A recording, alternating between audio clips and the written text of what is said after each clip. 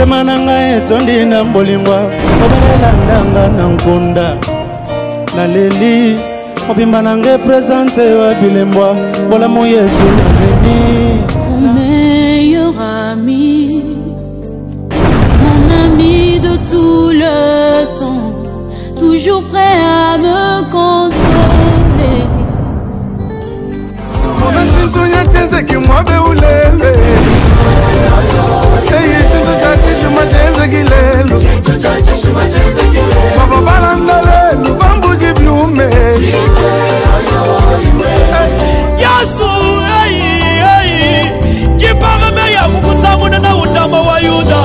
Yasu wanikiri wanikena mwana kwa mula ndamba wa Yuda kuri wanya kutukana nyukwali anda Yesu ni wabula mikondo waki mulota shuwa mpofu ni mwana mutilota ndamba wa Yuda zambi tuawisha kama makika la kakuna mutulu ndamba wa Yuda Yasu kitisa luchini nache mumibini ndamba wa Yuda Yasu sasi ya mai wa mwashi mai wa mwashi kubaka inina watanita wakoku zambani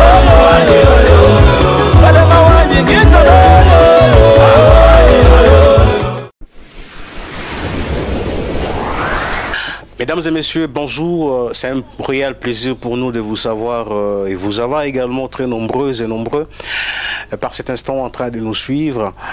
Bienvenue sur votre chaîne Bonheur Télévision. Vous nous regardez à travers cette chaîne, mesdames et messieurs, nous sommes très contents.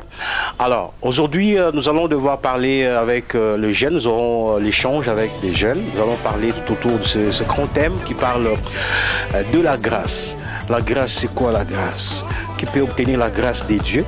Nous allons devoir en parler avec des jeunes chrétiens qui font la fierté de Jésus, n'est-ce pas? Alors, vous nous regardez de partout à travers cette émission, mesdames et messieurs. Vous êtes depuis Mbujimaï, vous nous regardez depuis Lubumbashi, depuis Kinshasa, depuis les États-Unis. Nous sommes très ravis de votre attachement à notre télévision. Alors, je reçois sur ces plateaux M. David Kalonga. M. David, bonjour. Bonjour. Comment vous allez? Une présentation personnelle. Moi, je suis David Kalonga, l'église Osana, Kinshasa, de l'Assemblée C qui est appelée Centre d'évangélisation charismatique. Je m'appelle David. Allez, très bien. Myriam.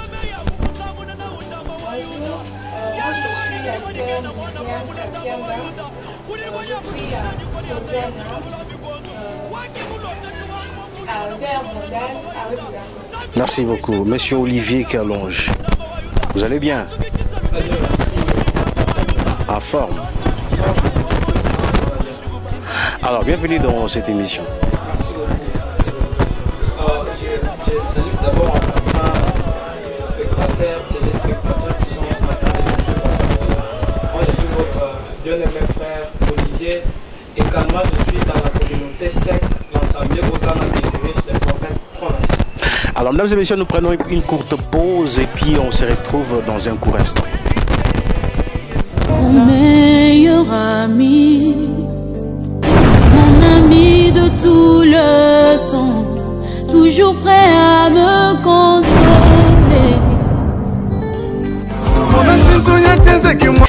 De retour, mesdames et messieurs, merci une fois de plus à vous tous qui nous regardez par cet instant. Nous saluons toutes ces personnes qui aiment bien nous suivre. Boss Boaz depuis Mbujimaï, nous vous saluons.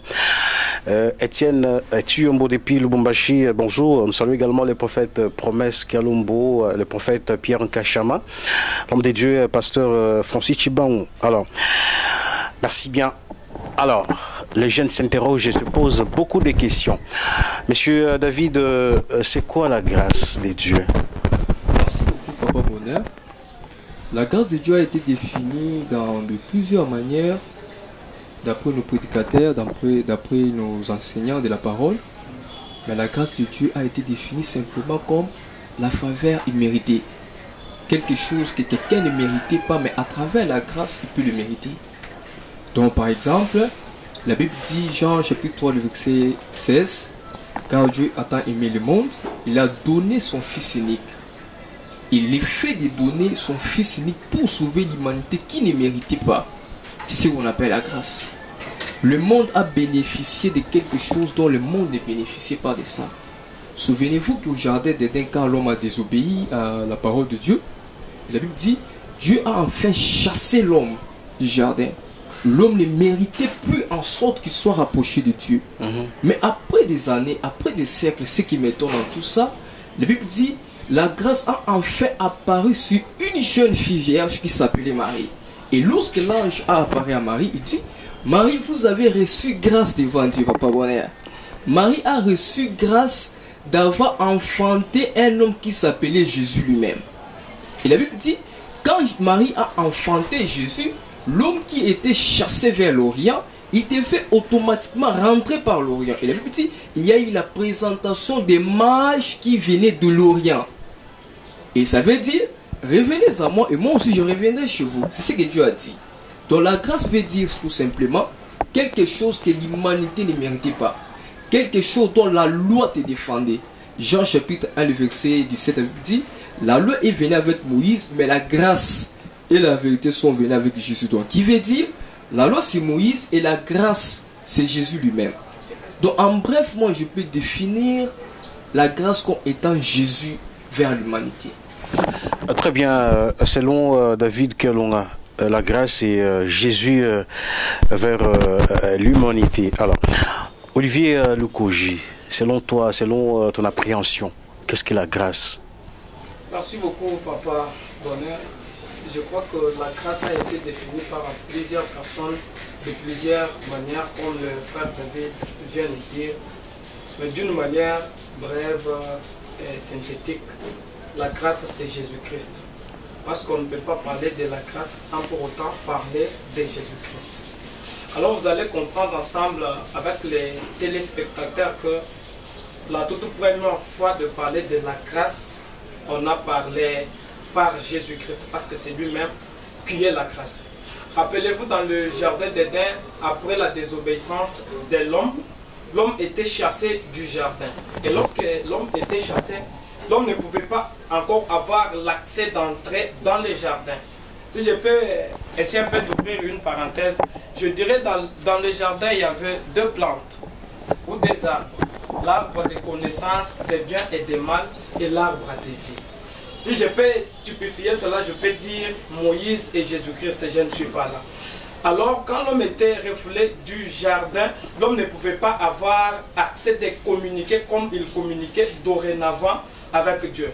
C'est pourquoi la Bible dit les deux chérubins étaient placés dans les chemins qui menaient vers l'arbre de vie avec l'épée flamboyante. Alors, les chemins ne pouvaient pas être ouverts.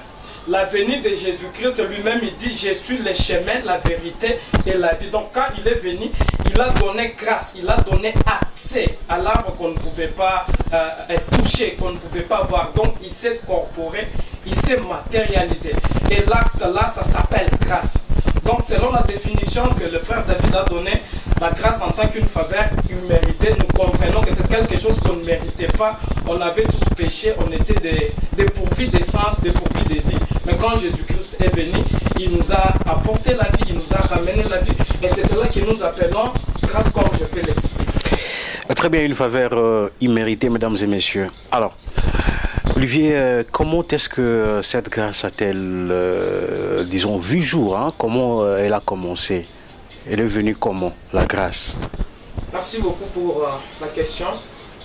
La grâce a existé bien avant l'existence. Je vais essayer un peu de scandaliser un tout petit peu, puis je vais rentrer dans les Écritures. La grâce a existé bien avant comment?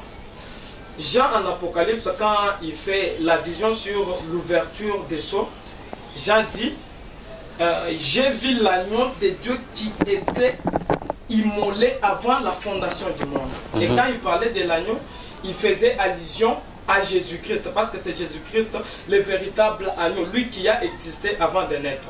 Shadrach, Meshach, Abednego, dans une fosse ardente, le roi lui-même a vu l'image de la troisième personne. La quatrième personne plutôt, c'était Jésus-Christ. Il a dit l'image de la quatrième personne, c'était semblable à l'agneau. Donc c'était l'agneau de Dieu. Et la grâce a existé quand? D'abord dans l'humanité. La grâce a existé avant la fondation du monde. C'est pourquoi moi souvent je dis le sang qui a sauver l'humanité, ce n'est pas forcément le crément de sang tombé à la croix. Le sang qui a sauvé l'humanité, c'était le sang de l'agneau qui était déjà immolé avant la fondation du monde. C'est-à-dire, c'est là que la grâce a commencé.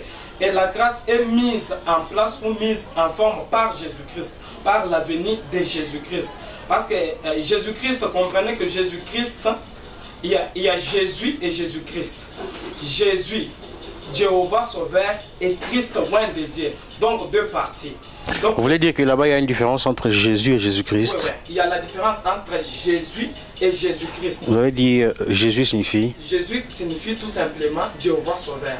Et Jésus-Christ? Et Jésus-Christ, Jéhovah Sauveur, loin de Dieu. Ce sont les deux personnes différentes ou bien c'est une même? C'est une seule personne.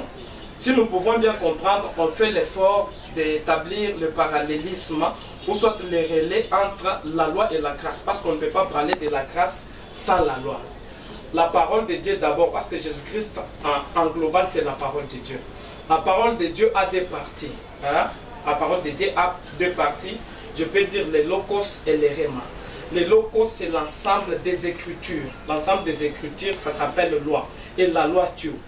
Maintenant les réma c'est ça l'esprit qui vient dans les écritures. Ça s'appelle réma. C'est aussi Jésus, la loi. Jésus, Jéhovah Sauveur, la loi, et Christ, loin de Dieu, qui est l'Esprit. Vous comprenez donc, quand on parle de la grâce, la provenance de la grâce, le début de la grâce, pour l'humanité, on fait allusion à Jésus-Christ, donc Jéhovah Sauveur. Merci. David, tu as quelque chose à ajouter? Bon, surtout, tout a été dit. Et ce que j'aime de plus en tout ça, et que si vous comprenez bien depuis que nous avons eu à commencer, nous tournons toujours tout autour de Jésus-Christ. Donc qui veut dire nos réponses et nos réflexions sont basées sur la christocentrie. Qui veut dire toute chose qu'on peut faire dans la chrétienté doit nous amener toujours à Christ. J'ai beaucoup aimé quand il a dit Jésus et Christ aussi. Souvenez-vous qu'avant qu'il y ait aussi l'existence d'un Jésus compris aujourd'hui, Jésus-Christ, il y avait aussi d'autres Jésus, mais on n'avait pas eu le temps de les prier, on n'avait pas eu la révélation de les prier. Nous ne prions pas Jésus, mais nous prions plutôt Jésus-Christ, qui est le loin de Dieu. On peut dire que ceux-là qui prient Jésus sont dans la fausseté. Ceux qui prient Jésus, mais il faut définir quelle sorte de Jésus. Il y a plusieurs Jésus. Il y a plusieurs Jésus. Oui, il y a des Jésus Matamaroso, il y a des Jésus Jude, il y a plusieurs Jésus. Très bien, avançons. Et ce que moi je pourrais ajouter sur la grâce, est que souvenez-vous que David était en train d'expliquer au roi Saoul quelque chose qui m'a beaucoup intéressé. Il explique au roi Saoul qu'il le dit, roi, souvenez-vous que là, il lui explique pour aller combattre Goliath. Il lui dit, souvenez-vous que quand les lions couraient derrière les brebis, quand il saisissait les brebis, je courais derrière lui et je lui arrachais la gueule pour faire sortir les brebis de sa gueule. Oh, c'est très important ça. Et dans d'autres versions, il est dit, roi, souvenez-vous que quand les lions attrapaient un agneau, et David faisait sortir l'agneau de la bouche des brebis, du lion plutôt. Or, les lions typifient par là la loi qui signifie aussi la colère. Il voulait expliquer juste au roi que la grâce vient de la loi. Qui veut dire, la grâce tire son origine dans la loi. Sans la loi, on ne peut pas parler de la grâce. David voulait expliquer de la loi vers la grâce. C'est pourquoi la Bible dit en Jean chapitre 1, le verset 17 dont je viens de donner, il est dit, la loi est venue avec Moïse, mais la grâce et la vérité sont venues avec Jésus. L'origine de la grâce, c'est toujours Jésus. C'est ce que je crois. Très bien.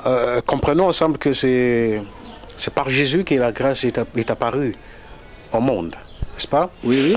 Alors, la question est la suivante. Qui peut recevoir la grâce? Est-ce que tout le monde peut recevoir la grâce? Merci beaucoup pour votre question. Votre question, j'ai beaucoup aimé. En passant, je peux dire, il y a trois sortes de grâce. Il y a la grâce de Dieu vers l'humanité, qui s'appelle Jésus. Il y a aussi la grâce de l'homme vers un autre homme, qui s'appelle les bienfaits, sous base de la reconnaissance. Il y a aussi ce qu'on appelle rendre grâce à Dieu. Ça s'appelle aussi autrement le remerciement. Quand vous dites que est-ce que tout le monde peut-il recevoir la grâce, en matière de la grâce, ce n'est pas que tout le monde peut-il recevoir la grâce. Oui, bien sûr. Car la Bible dit, il fait grâce à qui? Il fait quand Parlons il de la veut. grâce de Dieu. Oui, oui. De la grâce de Dieu. C'est Dieu qui fait la grâce. Il fait grâce à qui il veut, quand il veut. Où il veut, même si je peux ajouter. Personne ne peut venir chez Jésus si que mon Père ne lui a pas attiré. C'est ce que Jésus dit. Donc il veut dire, personne ne peut connaître Jésus ni si par révélation. Je peux encore enfoncer. La Bible dit, Paul tourmentait beaucoup l'église. Paul tourmentait beaucoup l'église. Et quand nous lisons les Écritures disent, par rapport à la loi mosaïque, Paul, il était irréprochable. Donc il n'avait pas encore eu la révélation si un homme Jésus grâce. Donc il veut dire, tout le monde ne peut pas recevoir la grâce ni t'était par révélation. Je ne sais pas si vous me comprenez. S'il n'était pas révélation, personne ne peut recevoir la grâce. Dieu fait grâce à qui il veut, quand il veut par révélation. Comment ça? Voilà, c'est très simple. Est-ce que vous croyez que sur cette terre des humains, Jésus a dit, allez-y faire à toutes les nations, mes disciples, enseignez-les ce que je vous ai enseigné. Est-ce que vous croyez que jusqu'alors, il y a toutes les nations qui acceptent Jésus-Christ en tant que Seigneur et Sauveur? Je ne crois pas. Il y a de ces pays-là, quand vous arrivez là-bas, si vous citez le nom de Jésus, vous serez peut-être lapidé. Donc jusqu'alors, Dieu lui-même n'a pas encore eu le temps de les révéler un homme de Jésus. L'homme de Jésus se révèle, c'est ça même la grâce. Ni t'était la révélation de ça, alors c'est dommage. Personne ne peut jamais venir chez mon Père si mon Père ne va pas attiré par des filles de l'amour. C'est ce que Jésus dit. Amen, c'est touchant. Très bien. Olivier, un élément ajouté. Qui peut recevoir la grâce? David a dit, la Bible dit, Jésus a dit, il fait grâce à tout celui qui lui veut faire la grâce. Ouais, c'est très intéressant et très important ce qu'il a dit. Le problème de la grâce, ce n'est pas notre problème. Ça, c'est le problème de Dieu. C'est lui-même qui va et qui fait grâce. Ok, la question que je peux poser si je vais actualiser ce que je vais dire. Vous pouvez vous demander, dans ce monde, il y a beaucoup de gens de malfaiteurs qui tuent, qui font beaucoup de choses. Mais vous voyez toujours ces gens-là en train de marcher. Ok? Mais les gens qui font du bien, vous voyez les gens là mourir en désordre. Souffrir. Même si l'église prie, comment les gens là sont. Soit misère. C'est-à-dire le problème de la grâce, c'est le problème de Dieu lui-même. C'est Dieu qui fait grâce. En quelque sorte, faire grâce, c'est le choix de Dieu. Ça peut tomber soit sur une personne que Dieu veut. Mais attention, il y a deux dimensions là-bas. On va parler de la dimension où la grâce est tombée sur tout le monde. Là, on va parler de Jésus-Christ. Okay. Tout celui qui va accepter Jésus-Christ comme Seigneur et Sauveur sera sauvé. Il va mériter la vie de Jésus-Christ. L'homme qui était pécheur, l'homme qui ne pouvait pas adorer, en acceptant Jésus-Christ, il devient adorateur. Ça, c'est la grâce de Dieu, mais au travers de Jésus-Christ. Attention, il y a aussi une grâce que l'homme peut demander à Dieu. L'homme peut demander à Dieu. Par exemple, Moïse, après avoir fait beaucoup de choses, Moïse fait la prière à Dieu. Il dit, Seigneur, si je trouve faveur à tes yeux, fais-moi grâce. Et Dieu lui dit, Moïse, personne ne peut voir ma face, ok? Personne ne peut voir ma face et rester vivant. Comme ça, je te ferai passer à côté de moi. Tu vas foncer au plus profond du rocher. Je passerai là-bas, je te cacherai de ma main et puis tu me verras passer par derrière. Là, nous comprenons une parenthèse, nous comprenons que Dieu a deux faces. Il y a le devant de Dieu et le derrière de Dieu. Le devant de Dieu, c'est ça la loi. La loi tue. Quand on voit le devant de Dieu, on n'est pas vivant. Mais la grâce, c'est le derrière de Dieu. Quand on voit le derrière de Dieu, on est vivant. Vous illustrez ce derrière-là par quoi? Par la grâce. Je typifie cela par la grâce. Parce que c'est la Bible lui-même qui dit, en Genèse 33, vous lisez à partir du 28e verset. Non, vous lisez à partir du 28e à 32. Si vous voulez lire le chapitre entier, lisez Genèse 33. Vous allez comprendre que Dieu lui-même parle de deux fois, il parle de devant, qui personne ne peut voir résister, et il parle de derrière, qui Moïse pouvait voir. C'est-à-dire la prière que Moïse avait fait, fais-moi voir la gloire. Moïse cherchait en fait la grâce de Dieu. Il cherchait à voir la grâce de Dieu, il cherchait à voir l'ensemble de toutes les bontés de Dieu. C'est au moins ça ce que je peux ajouter par rapport à ce qu'il a dit pour la grâce.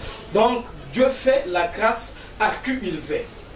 Et tous nous avons obtenu la grâce universelle au travers de cet homme de Jésus. Mais à une seule condition, que c'est lui qui l'accepte comme Seigneur et Sauveur, que c'est lui qui fait l'échange de vie, va l'obtenir et le vivre. Très bien. David, nous allons justement chuter dans quelques minutes. Il y a beaucoup de jeunes qui sont en train de nous regarder par ces moments. Nous sommes en train de parler de la grâce. Un message dans une minute à tous ces jeunes. Le message dont je pourrais passer est que au moment où Jean-Baptiste était en train de prêcher, il y avait un Jésus dans la foule. Pendant que Pierre était en train de prêcher, il y avait un Paul dans la foule. Je crois fermement qu'au moment où je suis en train de parler, il y a une chaîne où il est appelé à être un grand qui me suit. Le message dont je pourrais communiquer que il n'y a pas une très bonne chose qui existe sur cette terre des humains qui est de donner sa vie à Jésus et de servir Jésus. C'est que moi je nous demande à nous accrocher à Jésus, et j'insiste à Jésus-Christ bien sûr. Sur le domaine de s'accrocher à Jésus, il y a plusieurs personnes donc, qui prêchent un Jésus, mais dans leur façon, dans leur conception. Jésus, qui prêche un Jésus par des images. Mais mon père, à moi, quand il nous explique sur Jésus, je pourrais encore fausser quelque part pour dire ceci. Il a reçu un nom qui est au-dessus de tous les noms. C'est ainsi Dieu l'a souverainement élevé. Je peux dire exemple. Après ce combat, cet homme a reçu un nom. Donc il a reçu, au-delà du nom qu'il portait, il a reçu un autre nom. Je ne sais pas si vous comprenez. Elle me dit, il s'est humilié jusqu'à la mort, voire même la mort de la croix. C'est ainsi Dieu l'a souverainement élevé. Et il a aussi reçu un nom au-dessus de tous les noms. Donc au-delà du nom de Jésus, il y a un autre nom. Et les noms là, quand je suis encore plus profond de ma Bible, je trouve Dieu me dit, prophète, mais il faut vérifier les Écritures. Quand je vérifie, je trouve que Jean chapitre, Apocalypse chapitre 16, verset 19, la Bible dit, je vis sur son cuisse et sur son vêtement et non écrit, Seigneur des Seigneurs, Roi du Roi. Nous, si nous parlons sur un Jésus qui est Seigneur des Seigneurs et un Roi du Roi aussi.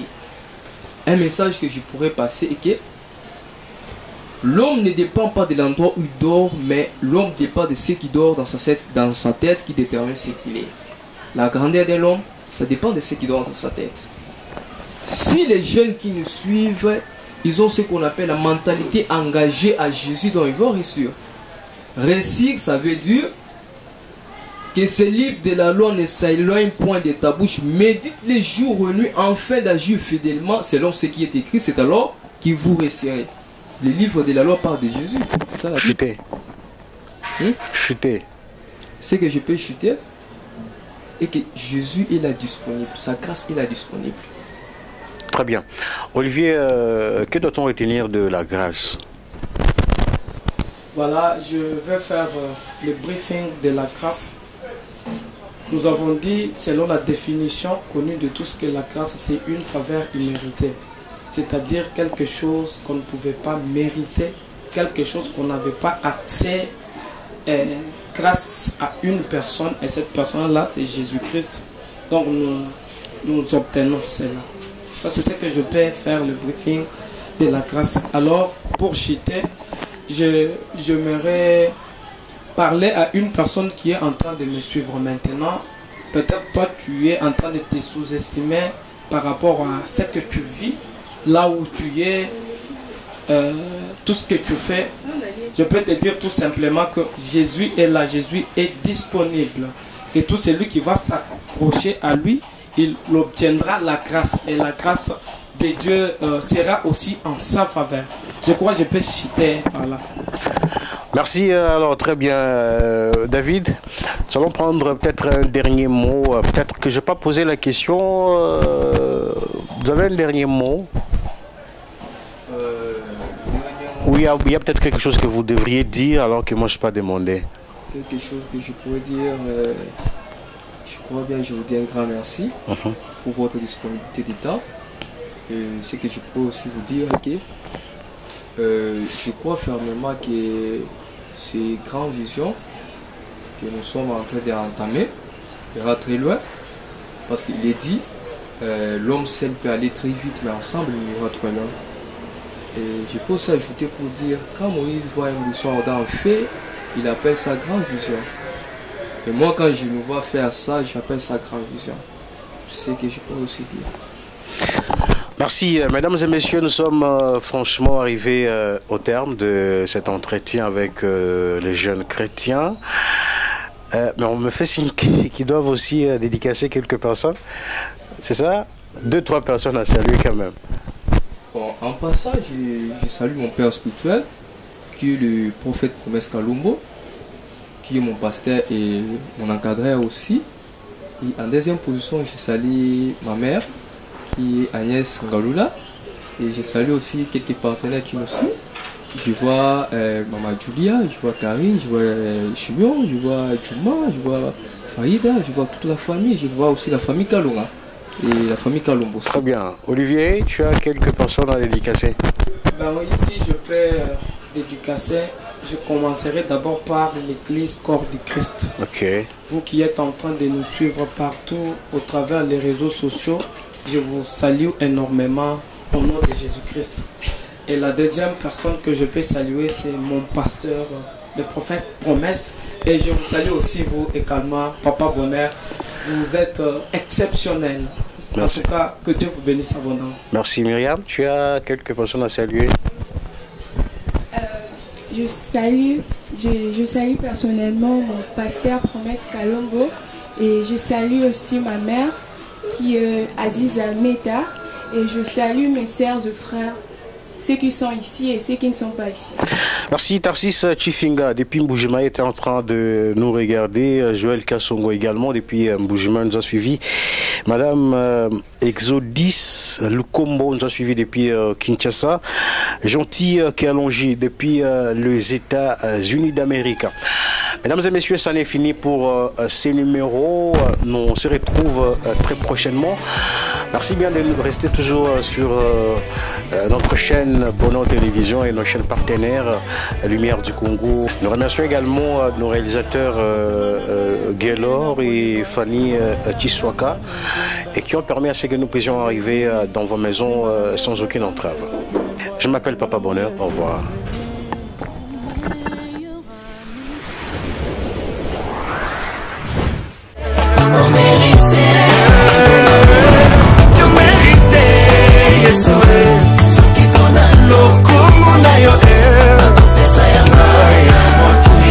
Otema na ngai etondi na bolingwa obalela ndanga na nkunda naleli mobimba na ngai présente wa bilembwa bolamu Yesu nameni. Mon meilleur ami, mon ami de tout le temps, toujours prêt à me consoler.